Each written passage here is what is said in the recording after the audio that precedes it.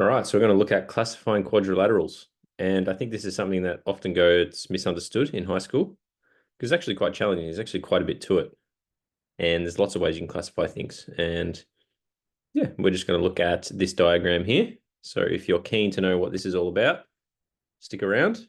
If you just need the diagram, pause the video and take the information that you need. But let's go from the top. Okay, so a quadrilateral is a four-sided shape. And we can classify them. You'd be aware of some quadrilaterals. One such quadrilateral is what's called an irregular quadrilateral.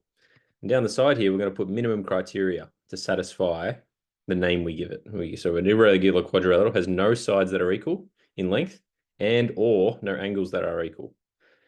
So we get something like this, an irregular quadrilateral. All these side lengths are different. Okay, then we can look at what's called a trapezium. At least one pair of parallel sides. Okay, language here is very important. At least one pair of parallel sides. So that's going to be a big pink circle here, and that would be an example of a trapezium there. I highlight the fact that it's an example of a trapezium because lots of things are trapeziums. This is just sort of our typical representation of a trapezium. Okay, next thing is a parallelogram. So a parallelogram, the minimum criteria is that it has two pairs of parallel sides. So you get something that would look like this as a parallelogram. So this is this blue circle here. All right. Next thing we're going to look at is a rectangle. So a rectangle has all angles being 90 degrees. And I think you would agree that a rectangle is a parallelogram. Because if all angles are 90 degrees, then you get two sides that are parallel. Two sets of sides that are parallel.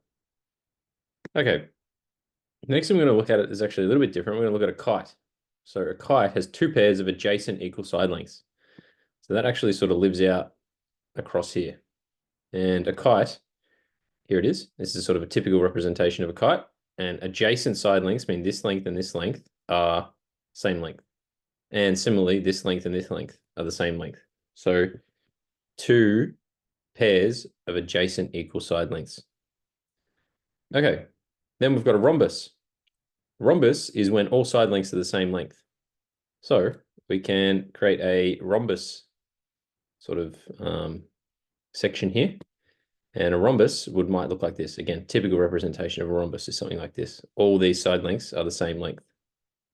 And finally, we have a square, which is all sides are the same length and all angles are 90 degrees. So this would be our representation of a square. You'll all be familiar with that. But you can see, if you go back and look at all the other criteria, a square actually meets the conditions for everything except an irregular quadrilateral. So a square is a trapezium, but a trapezium isn't necessarily a square or isn't always a square. And similarly, you could say a rectangle is a parallelogram, but a parallelogram isn't always a rectangle. The analogy I use with students is all cats are animals, but not all animals are cats. Same idea. So hopefully that made some sense. And let me know what you think, because oftentimes this challenges people's ideas about what they know about quadrilaterals. People often have very firm ideas about what they think a square is. But a square is actually a lot of these things.